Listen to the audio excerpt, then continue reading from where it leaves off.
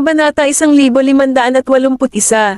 Tumingin si Knowles kay Lisa nang hindi umimik, at hindi siya nagbigay ng kahit anong ekspresyon. Ang kanyang ekspresyon ay mukhang hindi nagbabago na kahit si Lisa ay hindi matiyak kung siya ay naniwala sa kanyang paliwanag o hindi. Pero natakot siya na baka mamaya malaman siya, kaya nag-isip siya ng dahilan. Hindi na kita guguluhin pa. I will take my leave muna. Contact me anytime if you run into any problem. Pagkatapos ay nagmamadali siyang umalis. Tiningnan ni Knowles ang mga contact details sa kanyang kamay, at hindi maiwasang lumabo ang kanyang ekspresyon.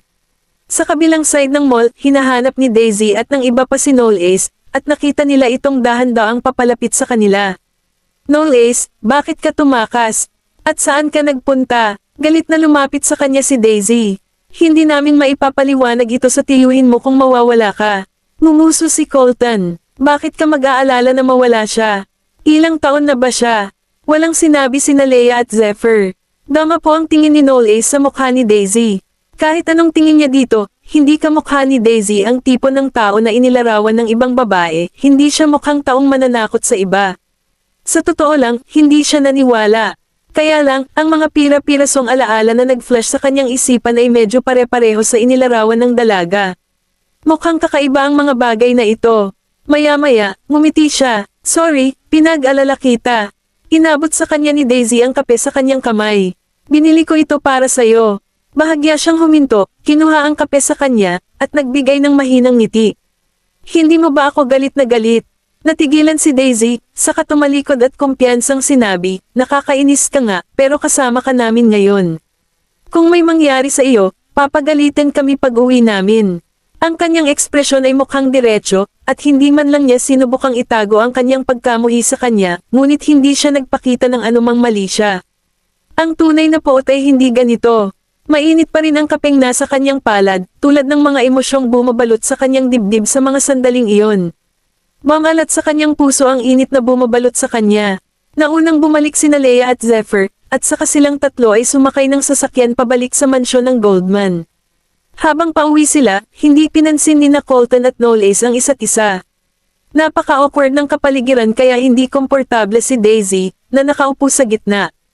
Isinandal ni Knowles ang kanyang kamay sa gilid ng kanyang noo, sumandal sa bintana ng sasakyan, sinulyapan si Daisy, na nakaupo sa tabi niya sa gilid ng kanyang mga mata, at mamulong, nasusuklam ba ang kapatid mo sa akin dahil nalampasan ko siya sa mga grado sa nakaraan?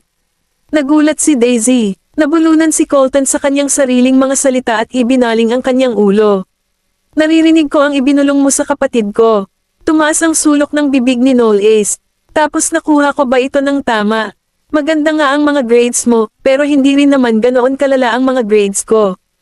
Kaya hindi ko kailangan magselos sa iyo dahil dito.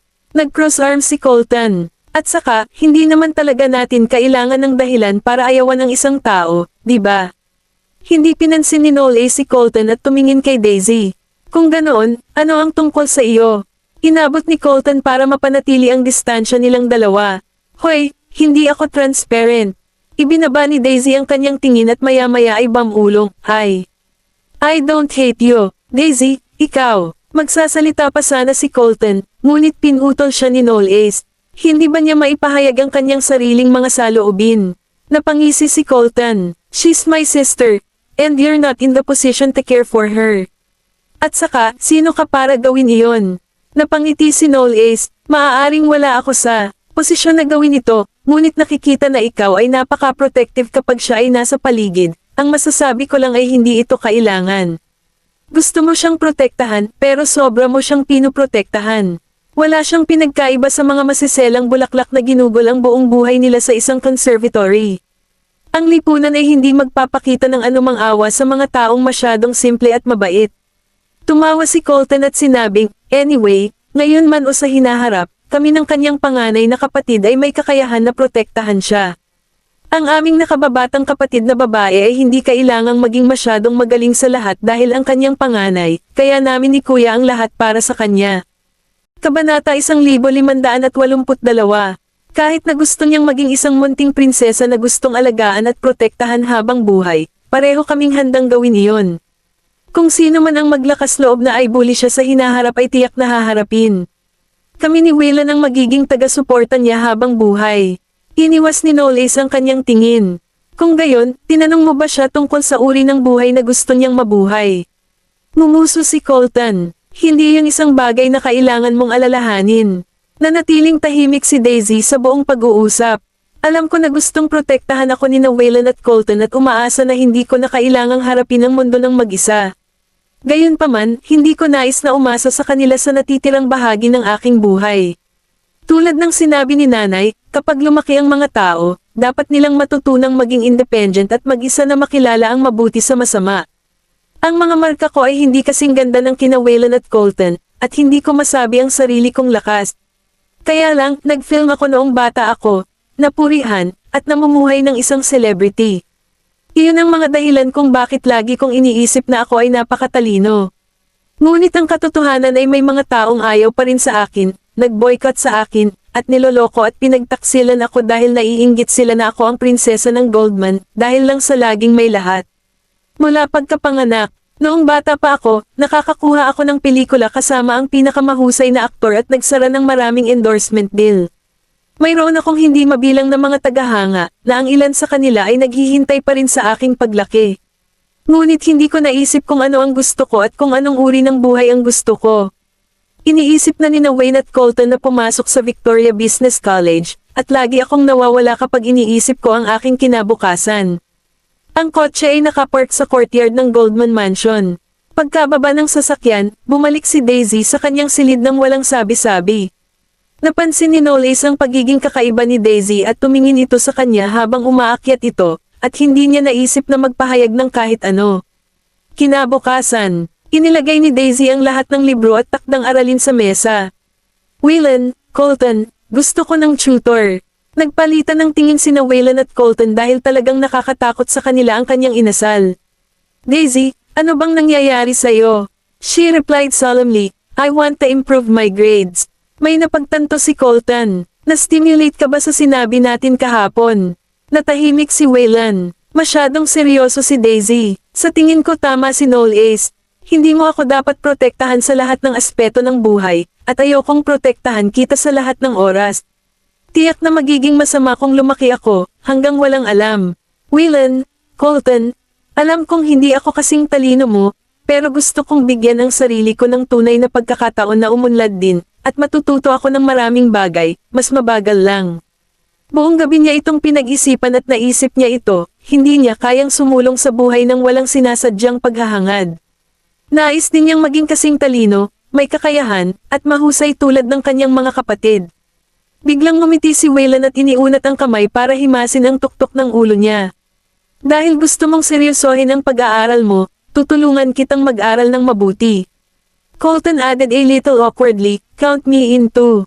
Ngumiti si Daisy at tumango. Mabuti. Sa sandaling iyon, walang mas masaya kaysa sa suporta ng kanyang mga kapatid. Tumayo si Knowles sa labas ng pinto, at bahagyang umangat ang gilid ng labi niya nang marinig niya ang pag-uusap na nangyayari sa pagitan ni Daisy at ng kanyang mga kapatid sa loob ng silid. Sa buong susunod na linggo, si Daisy ay kumuha ng serye ng mga klase ng tuition. Kasama ang kanyang mga kapatid, sinusubukan ang kanyang makakaya upang maghanda para sa mga kursong kailangan niyang harapin sa bagong semestre bago magsimula ang paaralan. Bukod kina Waylon at Colton, maging si Knowles ay sumali at naging tutor. Bagamat hindi pa rin siya nagustuhan ni Colton, sa pag-aakalang maganda pa rin ang sistema ng pag-aaral ni Knowles, pinigilan niya ang sarili. Nakita ni Nolan at Maisie ang eksena ng 4 na bata na nakaupo sa looban na nangangasiwa sa isa't isa sa klase. Kabanata 1583. Hindi napigilan ni Maisie na matawa. Bihira lang makita ang 4 na batang ito na magkakasundo. Ipinulupot ni Nolan ang mga braso sa balikat niya. Kung tutusin, pare-pareho naman ang mga layunin nila. Narito ang lahat para tulungan si Daisy na mapabuti ang kanyang pag-aaral. Nilinggan siya ni Maisie at nagtaas ng kilay. Nakikita mo ba ito? Ganito dapat ang ugali ng anak natin. Kung patuloy mo siyang i-spoil, ano ang iisipin ng iba kay Daisy sa hinaharap? Hindi ba siya ang prinsesa ng Goldman na walang alam? Mas mabuting huwag muna tayong manganak ng anak na babae kung ang gagawin natin ay i-spoil siya sa isang walang kwentang babae sa hinaharap. At tingnan mo kung paano siya in-spoil ng ama at mga anak. Humalaklak siya. I was wrong. I'll leave our daughter to you from now on. Okay lang naman sa'yo. Ay nalalayan ni Maisie ang kanyang baba sa kanyang palad. Panahon na para linangin din ang kanyang musika, palakasan, kultura, at kasanayan sa sining. Nag-aalala si Nolan. Kakayanin ba niya ang lahat ng pagsasanay na iyon? Sinulyapan siya nito. Mahusay ang paghawak ng aming mga anak, kaya bakit hindi niya magawa? Tumawa siya at niyakap siya mula sa likod. Okay, it's your decision to make. Nasa bingit na niya akong patayin. Si Daisy ay dadalo sa mga klase sa matrikula sa umaga, nagpapahinga sa tanghali, at magsisimula sa isa pang kurso sa gabi. Ang kanyang pang-araw-araw na schedule ay napakahusay na nakaayos. Ang bilis ng kanyang pag-aaral ay talagang bumuti ng malaki, at ang nagpabuti sa kanyang bilis ay ang proseso ng pagkatuto na itinuro sa kanya ni Knowles, na napakasimple at hindi komplikado. Nagalit si Colton sa kinalabasan. Paano mo nakuha ang mga pamamaraan na itinuro niya sa iyo ng napakadali? Nagpout si Daisy. Napakasimple ng itinuro niya sa akin. Masyadong komplikado ang mga pamamaraan na itinuro ninyo ni Wayland, at hindi ko naiintindihan. Halimbawa, mayroong ilang mga solusyon para sa isang tanong, ngunit ang solusyon na ipinakita sa kanya ni Wayland at Colton ay napakakomplikado.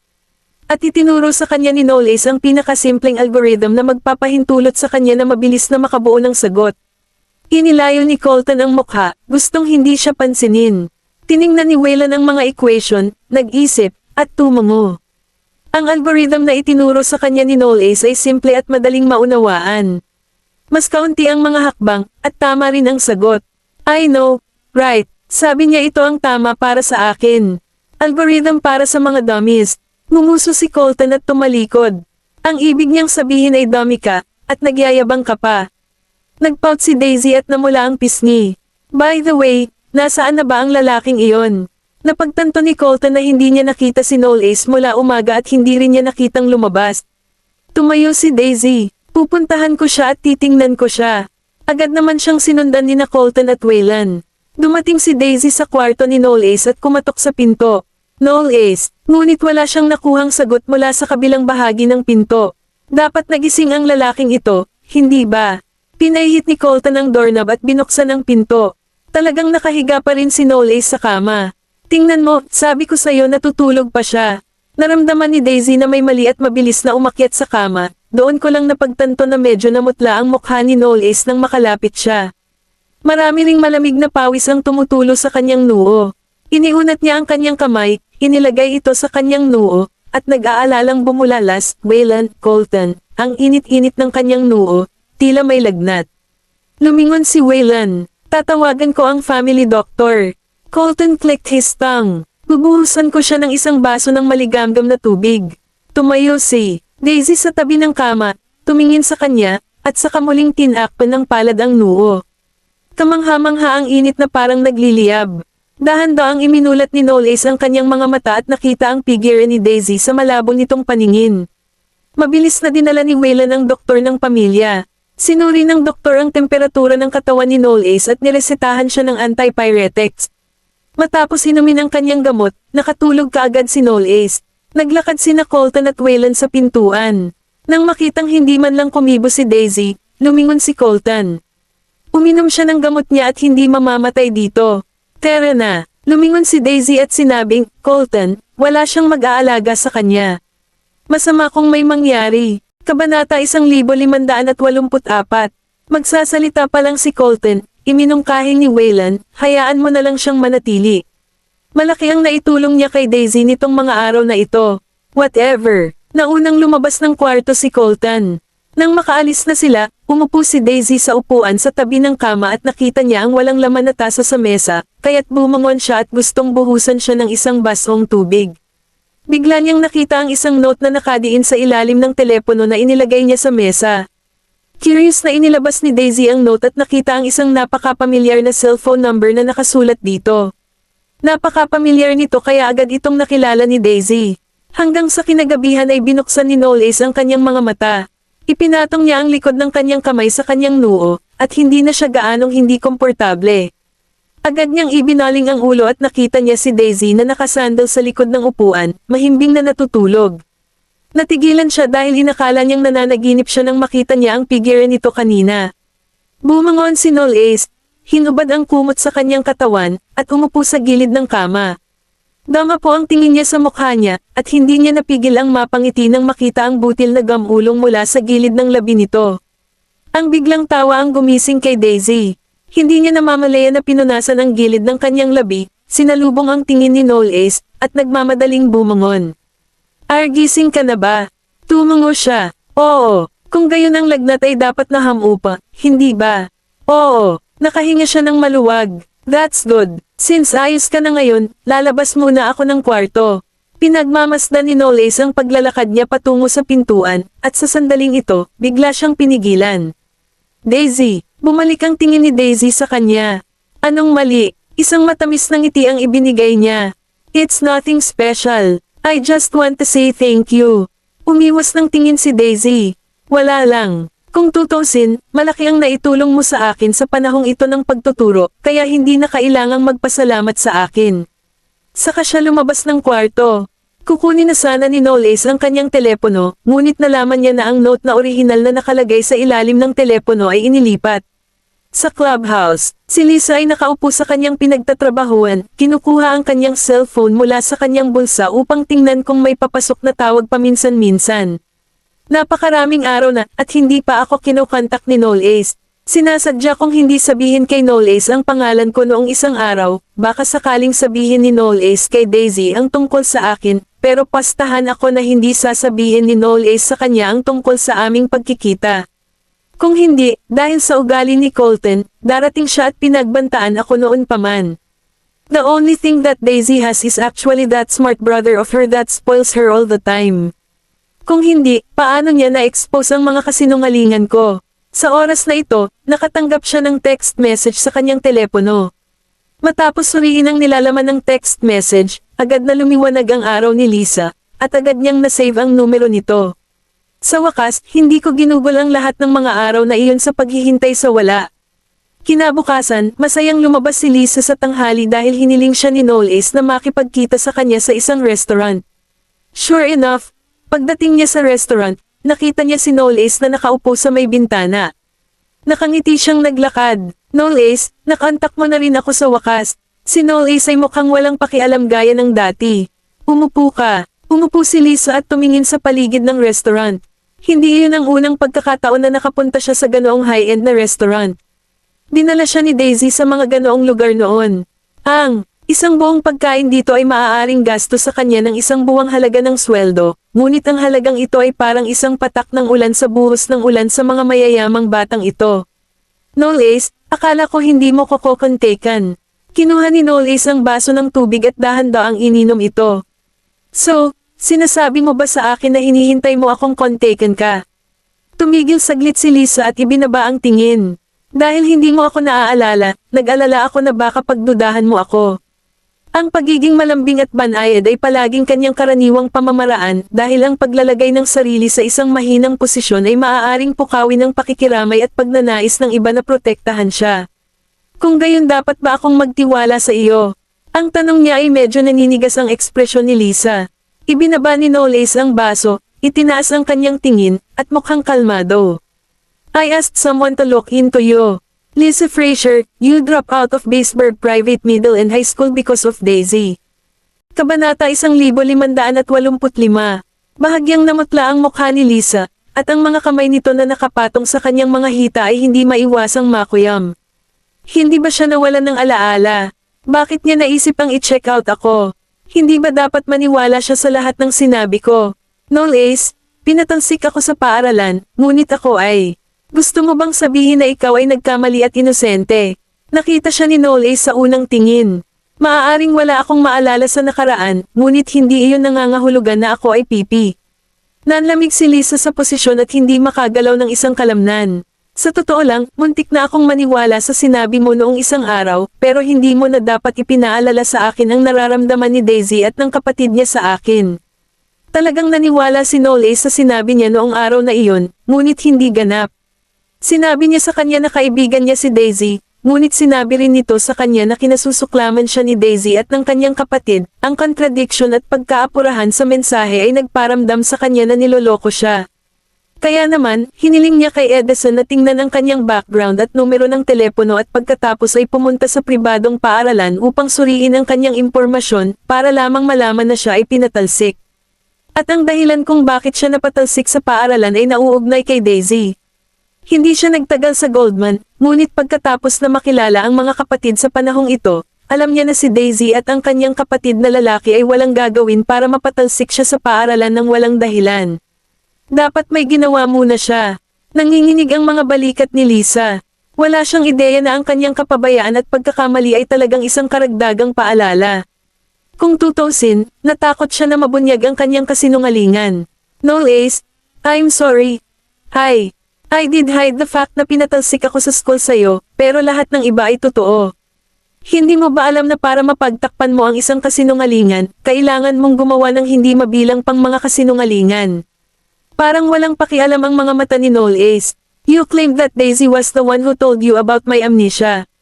However, you were expelled from school because of something that's related to Daisy. Kaya, imposibleng magkausap pa kayong dalawa. Lahat ng sinabi mo sa akin noong isang araw ay naglalaman ng maraming kasinungalingan, pero umaasa ka pa rin na maniniwala ako sa iyo. Hindi mo ba iniisip na ito ay katawa-tawa? Si Lisa ay nasa mga pinat karayom. Mapatla ang mukha niya dahil umagos lahat ng dugo sa pisngi niya. Tumayo si Noel Ace at umalis. Ibinaba ni Lisa ang kanyang ulo.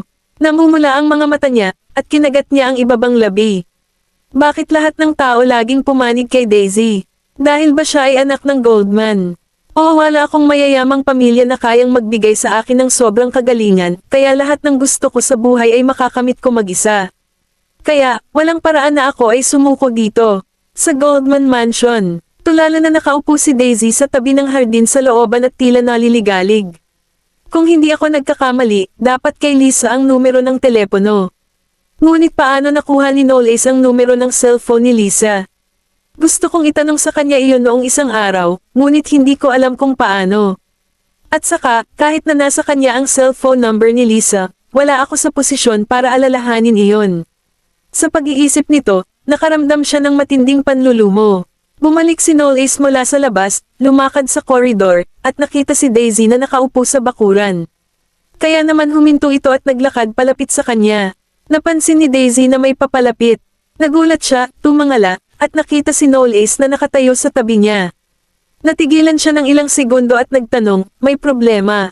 Ba, oras na ng tuition. Nagulat siya saglit, hindi ba't napagdaanan na natin ang lahat? Ipinasok ni Noel Ace ang kamay sa bulsa. Inihanda ko ng maaga ang outline ng iyong pag-aaral para sa susunod na semestre. Dinala ni Daisy ang lahat ng mga libro sa pavilion at kumuha ng panulat para suriin ang mga test paper, habang si Noel Ace ay nakaupo sa tabi niya at ginagabayan siya, panapanahong itinatama ang kanyang mga pagkakamali. Ang mga katulong na dumaan ay tumingin sa pavilion at ngumisi. Sa tingin mo, hindi ba magkatugma ang ating binibini at ang iyang master ng Knowles? The two of them are well matched. Maybe there's chance for some spark in the future. Kabanata 1586. Ang pag-aasawa sa pagitan ng mga mayayamang pamilya ay karaniwan at kadalasang nangyayari dahil ang kanilang mga pamilya ay magkatugma sa impluensya. Gayunpaman, kahit na magkakilala sina Daisy at Noel Ace ngunit hindi lumaki ng magkasama, ito ay katanggap-tanggap. Nag-uusap ang mga katulong. Hindi narinig ni Daisy dahil iniikot niya ang kanyang panulat. Kahit na mukhang nakikinig siya sa paliwanag ni Noel Ace, nag-zone out na talaga siya. Itinagilad ni Noel Ace ang kanyang ulo, tumingin sa kanya, at napansin na hindi niya ito pinapansin, kaya tinapik niya ang kanyang ulo gamit ang panulat. Focus, hinimas niya ang tuktok ng kanyang ulo. Bakit mo ginawa yon? Kung hindi ka mag-focus, hindi ko itutuloy ang pagtuturo. Parang nananakot siya. She pouted at napakamot sa ulo. Pwede ba akong magtanong? Si Daisy ang tipong hindi kayang itago ang mga bagay-bagay at hindi makapag-focus, lalo na kapag may itatanong lang siya. Hulaan ni Noel Ace ang itatanong niya, go ahead. Kumunat ang noo ni Daisy. Paano mo nakuha ang numero ng telepono ni Lisa? Tama siya, kaya tamad niyang ipinatong ang gilid ng ulo niya sa kamay. Oh, yan ang tanong mo. I went to see her today. Natahimik si Daisy. Schoolmates noon sina Lisa at Noel Ace, kaya normal lang na magkakilala sila, ngunit nawala ang alaala ni Noel Ace. Naalala niya si Lisa pero hindi ang sarili niya. Sinuri ni Noel Ace, sinabi niya sa akin na kaibigan mo siya. Tumigil si Daisy, pagkatapos ay tumingin sa ibaba sa katahimikan. Magkaibigan sila noon ni Lisa, pero iyon lang ang naisip niya. Maaaring hindi kailanman naisip ni Lisa bilang isang kaibigan at tinatrato pa nga siya bilang isang biro sa kanyang likuran, ngunit napakabait niya sa kanya. Mali lang ang pakikitungo niya sa kanya. Naniniwala si Daisy na ang mga kaibigan ay dapat magbahagi ng mga bagay, ngunit siya lamang ang nagbibigay, at pagkatapos makakuha ng mga regalo mula sa kanya si Lisa, nawala ang kanyang pagmamahal sa mga mababaw na bagay. Pinagdikit ni Daisy ang kanyang mga labi. Sinabi ba niya iyon? Tumango si Noel Ace at umiwas ng tingin. Kaya na-curious ako. Kalimutan mo na. Hindi mo maiintindihan. Ayaw pag-usapan ni Daisy ang kanyang masamang nakaraan. Ang masasabi lang niya ay hindi niya ginawang masama si Lisa. Tinitigan ni Noel Ace ang profile niya. Hindi siya nagtatanong sa kanya. Gusto lang niyang malaman kung ano ang iniisip nito. Gaano man sila, hindi na kailangang makipag-usap sa kanilang likuran. Ibang-iba si Lisa kay Daisy pagdating dito. Kaya naman hindi siya nagtiwala kay Lisa. Samantala, pinuntahan ni Lisa si Ivanka, na namamahala sa underground na negosyo.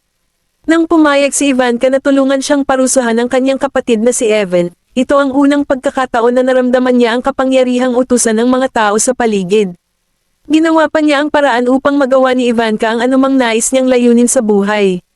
May pera siya at nakakapag-order ng mga tao sa paligid. Walang bagay na hindi magagawa kung gugustuhin niya. Nagsindi ng sigarilyo si Ivanka at pinandilatan si Lisa. Kaawa-awa kang babae, kailangan mong malaman kung kailan ka titigil. Tinulungan kita na makahanap ng trabaho, at ngayon gusto mong utusan ang mga tauhan ko. Agad namang nagpaliwanag si Lisa, Ivanka, I'm not trying to order your men around. Gusto ko lang hiramin sila. Walang pinagkaiba. Tinanggal niya ang abo at pumikit. You're so young yet so ambitious, trying to use me to execute your plan. Sa puntong iyon, tumigil si Ivanka sa pagngiti. Dapat alam mo na mananagot ako kapag may nangyari. Hindi mangyayari iyon. Mukha namang sincere si Lisa. Kung gagana ito, mabibigyan kita ng malalaking pabuya. Kabanata 1587. Biglang tumawa si Ivanka, humila, at dahan-daang naglabas ng usok. Wala pa akong nakitang babaeng kasing edad mo na napaka-ambisyosa. Ibinagsak niya ang sigarilyo sa kanyang beer, tumalsik ito at lumabas. Pagtitiwalaan kita dahil mukhang tiwala ka. Gayunpaman, kung mabaigo ito, magdurusa ka, get it. Napakagatlabi si Lisa. Dahil gagawin niya ito, hindi siya mabibigo. Huwag kang mag-alala. Tumayo si Ivanka at umalis. Sa corridor, ang taong naglalakad sa likod ni Ivanka ay nagtanong, talaga bang pinagkakatiwalaan mo siya? Hinahayaan ba natin siyang gawin ang anumang gusto niya? Hindi niya maintindihan kung bakit tutulungan ni Ivanka ang kapatid ni Evan. Siya ay napakabata ngunit nasusuka na sa mga taong may kapangyarihan. Nakakakilabot, napangiti si Ivanka. You won't understand. This girl is going to be someone in the future. Kung tutulungan ko siya, may utang siya sa akin. Ngunit hindi ka ba natatakot na ang isang tulad niya ay magtaksilan sa iyo? Walang ekspresyon si Ivanka, kapag ang isang tao ay tumawid sa madilim na bahagi, hindi na sila maaaring maging malaya. Alinman ay pinaamo ko siya at pinapatrabaho siya para sa akin, o tinatanggal ko siya, na kaya ko. Makalipas ang 2 araw, nakatanggap ng tawag si Noel Ace na nagsasabing na aksidente ang kanyang tiyuhin na si Tristan. Si Nolan, Maisie, at ang mga bata ay papunta sa ospital. Kakalabas lang ni Tristan sa operasyon at wala pa ring malay. Sinabi ng doktor na wala siya sa kritikal na kondisyon. Maliban sa bali ng binti, walang ibang nasaktan. Tahimik na umupo si Noel Ace sa upuan. Nasa corridor sina Nolan at Maisie, nakikipag-usap sa doktor at nag-aayos. Pumasok si Daisy sa kwarto, tumabi sa kanya, at inaliw siya, huwag kang mag-alala, malapit na siyang madyay gising. Tumango si Noel Ace, malalim ang iniisip niya habang nakatitig sa walang malay na si Tristan. Nanatili siya sa kanya habang ang lahat ay umalis. Bumisita si Edison noong hapon at tumayo sa likuran niya, Sir, nag-check na po ako sa police station. Nakatulog ang driver sa manibela at sumakay sa kotse ng tiyuhin mo, pero maswerte si Mr. Knowles dahil may dumaan na humila, siya mula sa pagkawasak kung hindi, baka may nangyaring mas masama. Napakalubha ng aksidente kaya tumagas ang gasolina mula sa sasakyan. Maaaring sumabog ang sasakyan kung hindi pa siya nadrag palabas. Kumunat ang noo ni Noel Ace. Sigurado ba sila na aksidente iyon? Tumigil si Edison. May pinaghihinalaan ka ba? Si Noel Ace ay bata ngunit matalas. Alam niya iyon. Hindi sumagot si Noel Ace. Biglaan kasi ang nangyari kaya nag-iingat lang siya. Kinabukasan, bumisita si Daisy na may dalang basket ng prutas. Gising na si Tristan at kumakain ng sabaw. Tumangala siya, nakita si Daisy, at ngumiti. Hello, Daisy. Nilinggan siya ni Noel Ace. Inilagay ni Daisy ang basket ng prutas sa counter. Tito Tristan, nag-aalala po sa inyo ang lolo ko, kaya binisita ko po. Ngumiti si Tristan at nag-wave ng kamay. I'm fine. Sabihin mo sa kanya na huwag mag-alala. May pumasok sa isip niya kaya napatingin siya kay Noel Ace. Nga pala Noel Ace, bago ako mawala ng malay, nakita ko na ang babaeng nagligtas sa akin ay dati mong schoolmate. Kung hindi dahil sa kanya, baka hindi ko na makita ang papa mo. Pinaikit ni Noel Ace ang kanyang mga mata at ngumiti. Yung dati kong schoolmate, tumingin si Daisy sa kanila at may kakaibang instinctive na pakiramdam. Nakalimutan ko na ang pangalan niya. Noel Ace, ipadala mo si Edison para malaman ko. Kailangan kong magpasalamat sa taong nagligtas sa buhay ko. Kabanata 1588.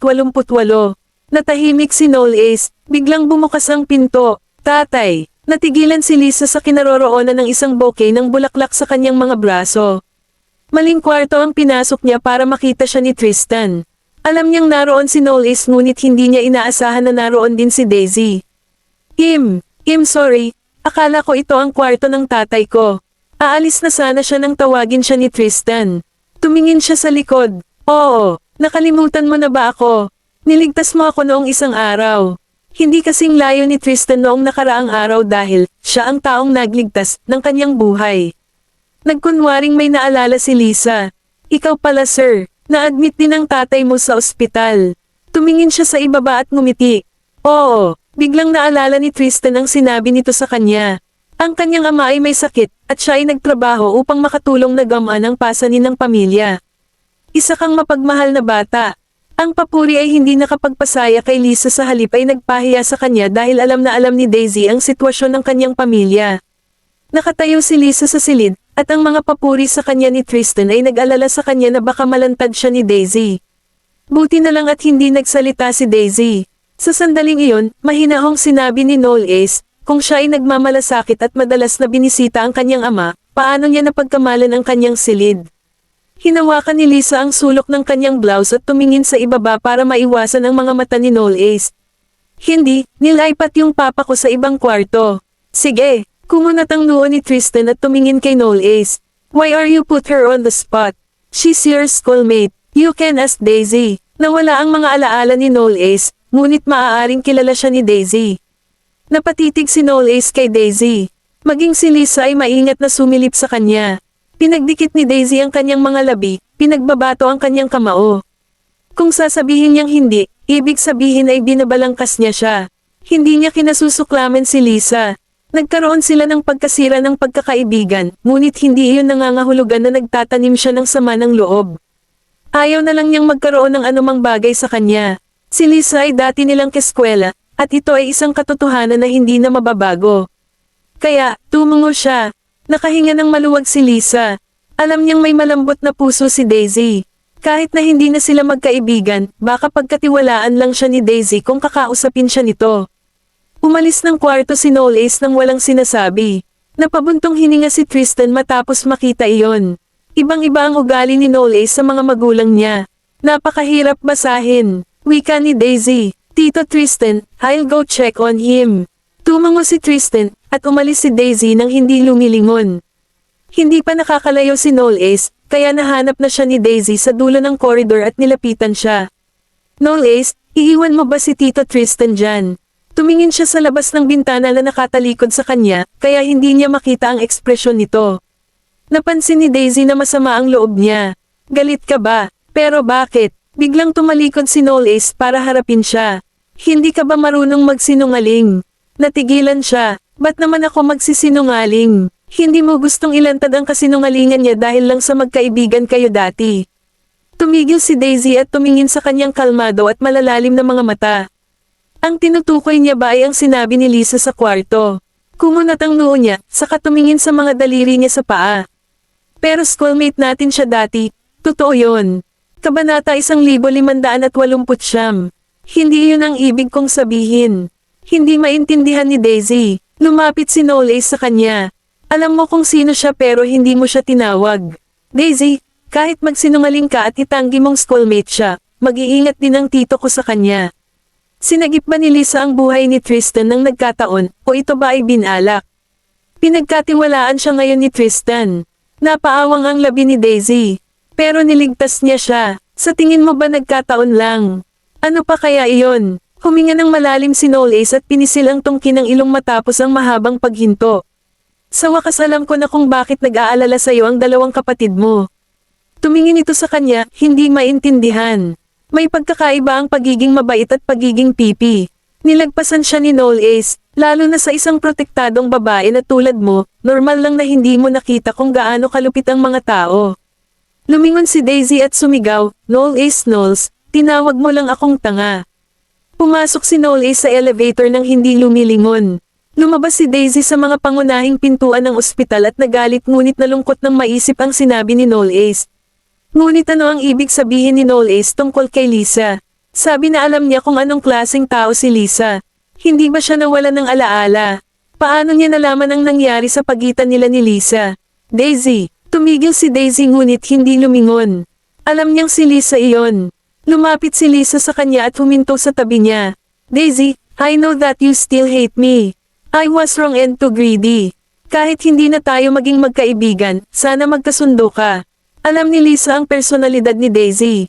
Naniniwala siya na galit lang si Daisy sa nangyari sa nakaraan at ayaw niyang putulin siya. Naniniwala siya na kapag humingi siya ng tawad, papayag si Daisy na makipagkasundo. Naalala niya kung paano papayag si Daisy sa lahat ng itatanong niya. Inakala ng lahat na sinasamantala niya si Daisy, pero sa totoo lang, hindi siya pababayaan ni Daisy. Malaki ang tiwala ni Lida na kung hindi makisali ang kanyang mga kapatid, makukuha niyang muli ang tiwala ni Daisy. Lisa, dahan-daang humarap sa kanya si Daisy. Mukha ba talaga akong tanga? Napahinto si Lisa, saka ngumiti ng alanganin. Hindi naman. Dahil hindi naman ako, bakit ako maniniwala sa mga sinasabi mo? Napatingin si Daisy at tumigil sa pagsasalita. Hinawakan ni Lisa ang kamay niya. Daisy, sincere ako at alam kong nagkamali ako. Maaari mo ba akong patawarin minsan? Napatingin si Daisy sa kamay niya at maya-maya ay tumangala. May sakit ba ang tatay mo? Mahirap para kay Lisa na itago ang kanyang saya. Alam niyang madali pa ring manipulahin si Daisy. Oo, kanina pa siya may sakit. Pagkatapos ay idinagdag niya, tiyak na may hindi pagkakaunawaan kay Knowles. Daisy, ikaw ang pinakamahusay. Maaari mo ba akong tulungang magpaliwanag sa kanya? Sigurado akong makikinig siya sa iyo. Kunwaring hindi sinasadyang binawi ni Daisy ang kanyang kamay at pilit na ngumiti, dahil nandito ang iyong ama, bakit hindi mo ako dinala sa kanya? Ang tagal ko na siyang hindi nakikita. Napawi ang ngiti ni Lisa. Nagtataka si Daisy. Anong mali? No, it's just that my dad isn't in his best mood, so it wouldn't be good. Another time. Alam niya na walang sakit ang kanyang ama. Malalantad siya kapag nagpumilit na bumisita si Daisy. Kabanata 1570. Napapikit na lang si Lisa. Tumango si Daisy. Sige, uuwi na ako. Tumalikod siya at pumasok sa kotse. Pinagmasdan ni Lisa ang sasakyan na papaalis at napakagatlabi. Kinailangan ba niyang umasa na magkakasakit ang kanyang ama para hindi malantad? Ang kotse ay nakapark sa mga suburb. Ibinaba ni Daisy ang bintana, tumingin sa isang gusali sa hindi kalayuan, at nagmuni-muni ng matagal. Lumingon ang driver para magtanong, Miss, may hinahanap ka ba? Sabi ni Daisy, babalik ako agad. Bumaba siya ng kotse at umakyat sa bahay ni Lisa. 3 taon na ang nakalipas, kaya hindi niya alam kung doon pa rin nakatira si Lisa. Kumatok siya, ngunit walang sumasagot matapos ang mahabang paghihintay. Paalis na ang kapitbahay nang lumingon siya at nakita si Daisy. Sino ang hinahanap mo? Hello ma'am, dito pa po ba si Lisa at ang tatay niya? Nandito ka para makita si Lisa. Nagpakita ng paghamak ang kapitbahay. Oo nga, pero paanong hindi mag-aral ang mga kaedad mo? Grabe, nagulat si Daisy at nakasimangot. Si Lisa, nag-drop out. Ipinagpalagay niya na lilipat si Lisa sa ibang paaralan sa halip na huminto. Hindi mo alam. Napatingin sa kanya ang kapitbahay. You don't look familiar and look like a decent girl, unlike those friends of hers. You should hang out with her less. Si Lisa ay may masamang reputasyon sa komunidad. Pinagbawalan sila ng mga magulang ng mga bata sa kanilang edad na makipag-usap sa kanya. At si Lisa, tulad ng kanyang dropout na kapatid na si Evan, ay tumigil sa pag-aaral at nagsimulang makisali sa maling pulutong. Siya ay napakabata ngunit nagsuot ng maraming pampaganda at nagdamit ng mapanukso. Pero ma'am, sabi sa akin ni Lisa may sakit daw ang tatay niya kaya binisita ko. Okay naman ang tatay niya, wala man lang sakit. Nasa trabaho siya. Pag-alis ng kapitbahay, bumubulong siya, si Mr. Fraser ay kawawa sa mga batang tulad nito. Bumalik si Daisy sa mansyon ng Goldman at napagtanto na hindi na bumalik si Noel Ace. Hindi nagpunta si Daisy sa ospital sa mga sumunod na araw, at hindi na bumalik si Noel Ace. Pagkatapos ng kalahating buwan, pinalabas si Tristan. Walang inaasahan na kapag humingi siya ng hapunan sa Goldman, isasama niya si Lisa. Nagulat si Maisie dahil sinong maniniwala na si Lisa ang magiging savior ni Tristan. Tiningnan ni Colton si Lisa ng may pang-aalipusta at panlalamig habang si Lisa ay hindi nang ahas na tumingin sa kanya. Sina Waylon at Daisy ay hindi nagpakita ng anumang ekspresyon. Tristan, sinabi mo bang niligtas ka ng babaeng ito? Tanong ni Nicholas. Tumango si Tristan. Oo, kung hindi dahil sa dalagang ito, hindi ako uupo dito. Dati siyang kaibigan ni Daisy, Colton at Noel Ace noong elementary. Hindi alam ni Nicholas kung ano ang nangyari sa pagitan ng mga bata at nagulat siya. Talaga, ngumisi si Colton. So what? We don't know her that well. Pagkasabi noon ni Colton, nagbago ang ihip ng hangin. Bumaba ang mga kuko ni Lisa sa kanyang palad habang siya ay natigilan sa kanyang upuan na nakayuko, mukhang malungkot. Napatingin si Maisie kay Lisa pero nanatiling tahimik. Mahirap na pinagdaanan ng batang ito dahil sa mga kinikilos ni Daisy. Nakuha sana niya si Daisy para tulungan siya dahil doon, ngunit masyadong madilim ang kanyang puso. Baka likas lang iyon ng tao. Maling paraan ang ginamit ni Daisy, na nagpasiklab sa kanyang kasakiman. Gayunpaman, tatanggihan sana niya ang mga regalo kung talagang magkaibigan sila.